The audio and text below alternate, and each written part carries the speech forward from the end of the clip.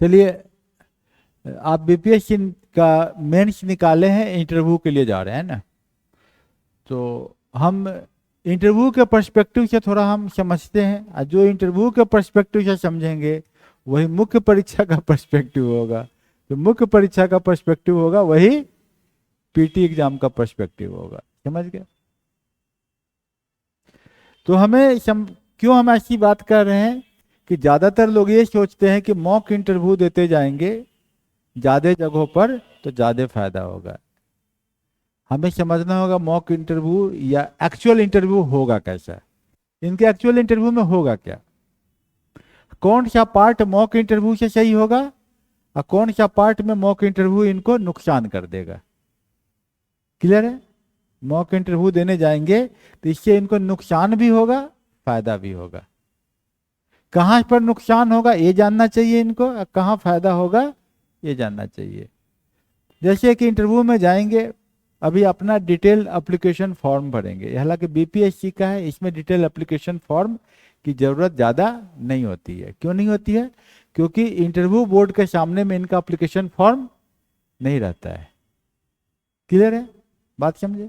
UPSC में detail application form की जरूरत बहुत ज़्यादा होती है। इनका कोडिफिकेशन होगा, कोड के हिसाब से इनको अंदर बुलाया जाएगा, न इंटरव्यू बोर्ड के पास इनका नाम होगा, न इनका क्वालिफिकेशन होगा, न इनका एड्रेस होगा, कुछ होगा ही नहीं।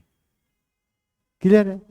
एक पार्ट आपको क्लियर है कि अब आपके बारे में इंटरव्यू में सवाल नहीं पूछा जाएगा कि आपका नाम क्या है, आपका घर कहाँ है, आपके पिताजी कौन है, या आपका बैकग्राउंड क्या है, पूछा ही नहीं जाएगा।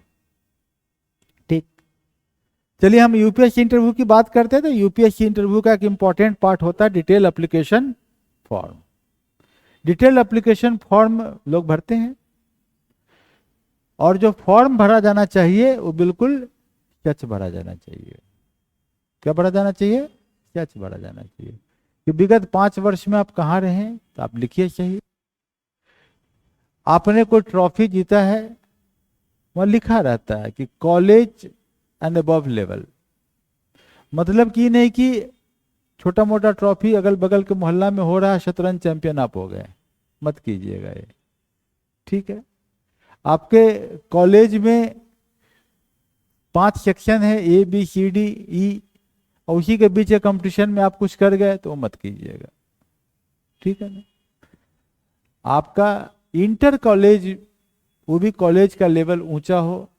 जैसे कुछ कॉलेज ऐसे होते हैं जो कॉलेज ही डीम्ड यूनिवर्सिटी होता है। बात समझ गए? जैसे मान लिया बीआईटी मेसरा कॉलेज है एक, कहाँ, रांची में, 10-12 हजार बच्चे हैं।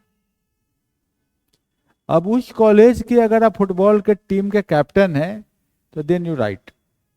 लेकिन एक ऐसा कॉलेज है जिस कॉलेज में एक ही कोई हॉकी प्लेयर है, 11 प्लेयर जमा भी नहीं हुआ है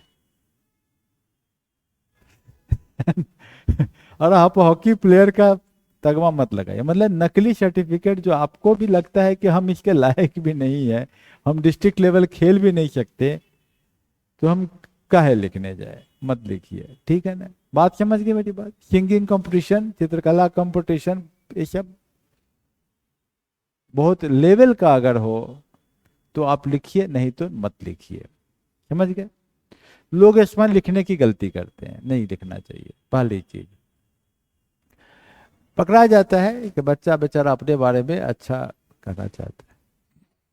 आपका हॉबी जो है, थोड़ा सोच विचार के हॉबी कीजिए। वाकई में जो आपके अंदर हो, जो भावना आपके अंदर हो, जो आप करते रहे हो, उसी को परस्यू करें, उसी को कीजिए। नहीं तो खाली गाने का छोटा मोटा शौक है, आप गाना लिखिएगा तो फिर बड़ा मुश्किल है। मियाँ की तोड़ी में और ध्रुपद में क्या अंतर है बताना पड़ जाएगा, है ना? ठीक है ना? पंचम से गाना शुरू करवा देगा इंटरव्यू बोर्ड में कि पंचम स्वर से गाना शुरू कर दीजिए, है ना?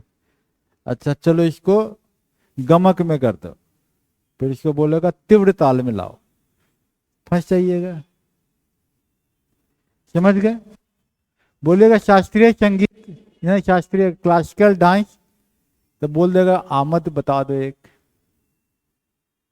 आमद क्या है? 3 ताल में एक ध्रुपद का एक लाइन गा दो, बोल दो। पैर का संचालन करा दो, फंस जाइएगा। बात समझ गए? बी सीरियस और ट्रूथफुल। क्लियर है? इंटरव्यू बोर्ड में बताया जाता है, जो जहां पर डेफ की बात होती है वहां यह बताया जाता है, बहुत जगह बोलेगा कि सर एक डाउट है, पूछे आपसे। तो इंटरव्यू बोर्ड जो वहां बैठा रहता बोला हाँ बेटा पूछो, क्योंकि वो भी फेल है। जो इंटरव्यू बोर्ड में बैठा है वो भी फेल ही हुआ है। वो बोला हाँ बेटा पूछो, हम तो एक्सपर्ट हैं एकदम, है ना। तो बोलेगा कि सर हमने 2017 में ग्रेजुएशन किया, दिक्कत तो बहुत सारी हो गई। बहन की शादी थी, उसमें पिताजी को हेल्प करना पड़ गया। छोटा नौकरी करने लगे थे बीच में, फिर कुछ पैसा जमा कर लिए, पढ़े हैं 1.5 साल तो रिजल्ट आ गया है, 5 साल का गैप हो गया है। कैसे जस्टिफाई करे? सर बीच में हमने एक एमए में एडमिशन लिया था, उसका रिजल्ट भी आ गया है। तो सर मैं बता दूं कि मैं एमए कर रहा था क्या? ऐसा बोलता है बच्चा लोग। बड़ा सही तरीका है, जो सच्चा है वही सच है। ठीक है ना? जो सही है वही सही है। यही बोलना था कि भाई सर हमने ग्रेजुएशन तो किया, बहुत गरीब मध्यम परिवार से आते हैं, परिवार की विषमताएं बहुत सारी थी, बहनों की शादी थी, बहन की शादी में पिताजी को मदद करना था, पूरा ध्यान वहाँ केंद्रित था, हमारे परिवार की इज्जत और जीवन मरण का सवाल बन बन चुका था, हम उसी में उनको मदद कर रहे थे। इसी बीच में हमने एमए में एडमिशन ले लिया कि कुछ पढ़ लेंगे। बहुत अच्छे से तो नहीं पढ़ पाए, लेकिन हाँ सर मैंने एमए का पास कर लिया है, अच्छा नंबर नहीं आया है, आया जो भी आप बता दीजिए, और गहन अध्ययन तो नहीं हो पाया। लेकिन जब मैं सब्जेक्ट चुनने गया तो मैंने वो सब्जेक्ट नहीं लिया, मैंने एक ऐसा सब्जेक्ट लिया जिसको मुझे पढ़ने में थोड़ा मन लगे, वैसा सब्जेक्ट लेके मैंने एग्जाम निकाला है। सही है? जो ट्रूथफुल रही है, बी ट्रूथफुल, क्योंकि वहां जो बैठा साइकोलॉजिस्ट है, मनोवैज्ञानिक है, वो आपके सच को तुरंत पकड़ लेता है। बीपीएससी में संजोग से मनोवैज्ञानिक नहीं बैठे होते, यूपीएससी में बैठे होते हैं। ठीक है ना? क्लियर है? तो आपने समझा ट्रूथफुल। तो ये हो गया यूपीएससी के इंटरव्यू का। ज्यादा से ज्यादा 15% वेटेज किस पे है? आपके जीवन की सच्चाइयों पर है। किस पे है? जीवन के सच्चाइयों पर है। और 85% वेटेज किस पे है? क्या पूछेगा? आप जिस परिवेश से आते हो, बिहार के हो तो बिहार, जिला तो जिला, क्षेत्र तो क्षेत्र, आपने जो, इसके अलावा न्यूज एनालिसिस 70% वेटेज मिनिमम होगा तो आपका न्यूज एनालिसिस का होगा, क्योंकि वही चीज चलता रहता है। तो हमें क्या करना है?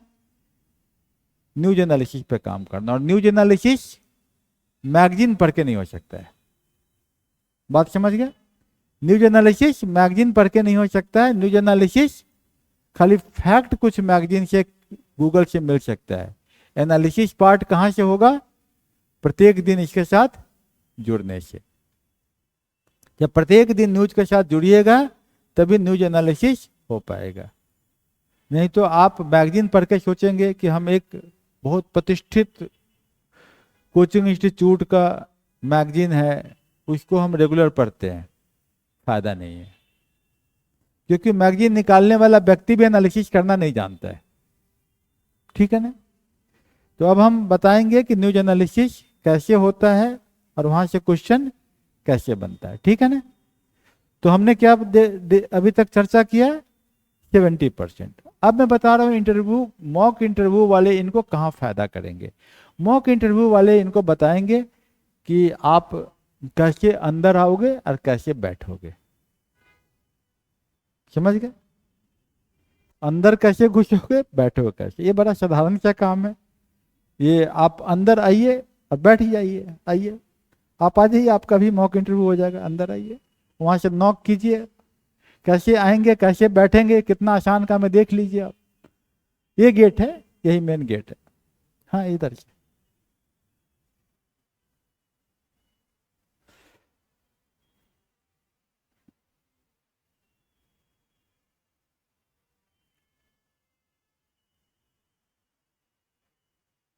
कम इन। चलिए आप यहाँ आ जाइए, कोई दिक्कत नहीं, आपसे कुछ सवाल यहाँ भी पूछ लेंगे। आपको बैठ जाइएगा कंफर्टेबल रख के। आपने अभी अंदर आने में बहुत सही किया, खाली एक था, थोड़ा टक टक एक कर देना था, नॉक कर देना था, ठीक है। हल्का सा पिप करना था, मैं कम इन सर, कम इन। तब आपको आना था, आके जहां पर टेबल है उससे sufficient distance, not exactly near to chair, एकदम चेयर के पास नहीं, चेयर से थोड़ा सा हटके खड़ा हो जाना था। तब वो बोलेंगे प्लीज बी सीटेड, तब आप बैठ जाइएगा। तो अब आपसे ये पूछा जा सकता है कि अच्छा आप, सीधा सीधा बिहार में सवाल से शुरुआत होगा। बिहार में सवाल जैसे आ सकता है, क्या सवाल आ सकता है? मान लिया एक सवाल पूछते हैं, यहाँ न्यूज में है ये, कि बाइडेन ने डिक्लाइन कर दिया कि रिपब्लिक डे में नहीं आएंगे। बाइडेन ने डिक्लाइन किया, मना कर दिया कि वो रिपब्लिक डे में नहीं आएंगे। इससे इसके क्या शॉर्ट टर्म और लॉन्ग टर्म प्रभाव भारत के कूटनीति पर पड़ सकता है, ठीक है। ये क्वेश्चन आपसे पूछा जाता है। तो चलिए आप बैठ के तब तक एनालाइज कीजिए, हम इसका आंसर बताने का कोशिश करते हैं, ठीक है।